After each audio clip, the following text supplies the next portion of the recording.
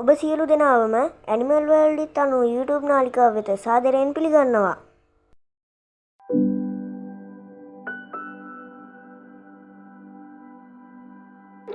ඔබේ සුරතල් සුනකයා ඔබ හිතනවට වඩා සුවිශේෂයි. එම සුවිශේෂී සුරතල් හා ඔවුන්ගේ විශ්මිත ලෝකයට අද අපි එබී බලමු.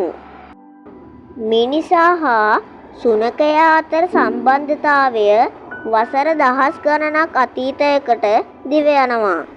වසර 14000කට පෙර සිටම සුනකයන් ගෘහාශ්‍රිතව ඇතිදැඩි කර බවට සාක්ෂි තිබීමත් ඇත්තෙන්ම පුදුම සහගත කරුණක් වෙනවා.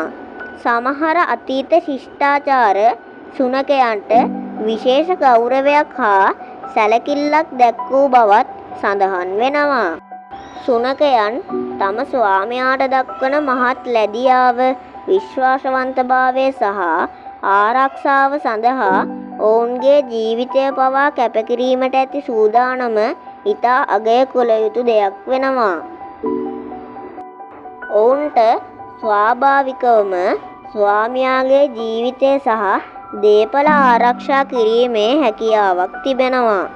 මිනිසාට අනෙකුත් සතුන්ට වඩා දියුණු මොළයක් තිබුණත් සුනකයින්ට අපට වඩා දියුණු සුවිශේෂී හැකියාවන් කීපයක්ම තිබෙනවා. උදාහරණයක් ලෙස ඔවුන්ගේ ගඳ සුවඳ දැනීමේ හැකියාව, ශ්වසනය සහ සමහර චර්යා රටා අපට වඩා වෙනස් අයුරින් ලෝකය අත්දැකීමට ඔවුන්ට ඉඩ සලසනවා. සුනකයින්ට මිනිසුන්ට වඩා බෙහෙවින්ම හොඳ ඉවක් තිබෙනවා. මේක අපි අමුතුවෙන්ම කියන්න ඕනි දෙයක්ුත් නෙමෙයි. හැබැයි මේ ඉව හොඳ වන්නේ පොඩ්ඩක් නෙමෙයි. එය මිනිසුන්ට වඩා දහස් ගුණයක ඉඳලා මිලියන 10ක් දක්වා ප්‍රබල වන්න පුළුවන්. ඒක සුනකයාගේ වර්ගය අනුව වෙනස් වෙනවා. බල්ලන්ට සුවඳ හඳුනා ගැනීමට පුළුවන් ග්‍රන්ථි මිලියන 125ත් 300ත් අතර ප්‍රමාණයක් තිබෙනවා. එහෙත් මිනිසුන්ට තියෙන්නේ මිලියන 5ක් විතරයි. ඒ වගේම බල්ලෙකුගේ මොළයේ සුවඳ හඳුනා ගැනීම සඳහා වෙන් වෙලා තියෙන කොටස මිනිසෙකුගේ මොළයේ එම කොටසට වඩා 40 ගුණයක් පමණ විශාල වෙනවා.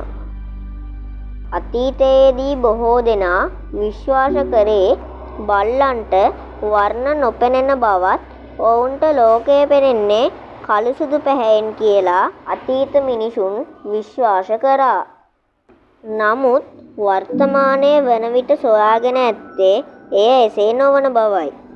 මිනිසුන්ට මෙන් නොව බල්ලන්ගේ ඇස්වල වර්ණ හඳුනා ගන්නා කේතුසෛල ඇත්තේ වර්ග දෙකක් පමණයි. මේ නිසා ඔවුන්ට නිල් සහ කහ වැනි වර්ණ පෙනුනත් රතු සහ කොළ වැනි වර්ණ වෙන්කර හඳුනා ගැනීමට අපහසු වෙනවා.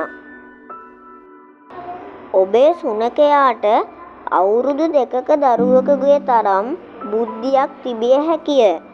ඇතැම් බුද්ධිමත් සුනකයින්ට අවුරුදු 2ක දරුවෙකුට මෙන් තේරුම් ගැනීමේ හැකියාවක් පවතිනවා.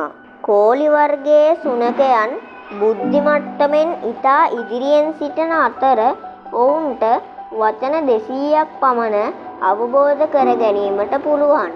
මීට අමතරව පුඩ්ල්, ජර්මන් ෂෙපර්ඩ්, ගෝල්ඩන් රිට්‍රීවර් සහ ඩොබර්මන් වැනි සුනක වර්ගයන්ටද ඉහළ බුද්ධියක් ඇති සතුන් ලෙස සැලකෙනවා. රාජධානිය ඇනිමාලියා වන බල්ලාගේ ගෝත්‍රය කානිවෝරා යන නාමයෙන් හැඳින්වෙනවා. විද්‍යාත්මක නාමය කැනිස් ලූපස් ෆැමිලියරිස් කියලා හඳුන්වනවා.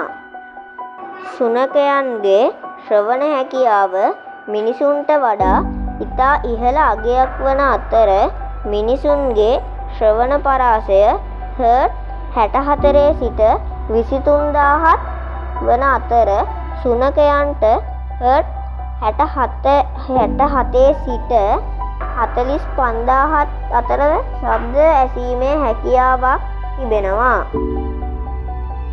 සුනකයාගේ ශ්‍රවණ හැකියාව මිනිසුන්ට වඩා ඉතා ඉහළ අගයක් වන අතර මිනිසුන්ගේ ශ්‍රවණ පරාසය හර්ට්ස් 64 සිට 23000 වන අතර සුනකයන්ට හර්ට්ස් 67 සිට 45000 දක්වා ශබ්ද ඇසීමේ හැකියාවක් ලැබී තියෙනවා.